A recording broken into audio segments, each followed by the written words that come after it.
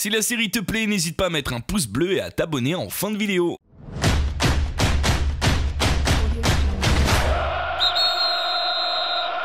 Bonjour à tous, on commence avec les affiches du week-end. Et oui, après la trêve internationale, il est maintenant l'heure des matchs de club avec de gros matchs ce week-end, dont notamment un Lyon-Monaco, mais aussi Liverpool-Manchester United, Atlético Madrid, FC Barcelone et le derby de Milan. On fera d'ailleurs les 3 premiers en live. À noter en Ligue 1 la décision devenue officielle de faire jouer Amiens au stade Océane du Havre, notamment pour le match Amiens-Bordeaux après l'accident en tribune lors du match face à Lille au stade de la Licorne.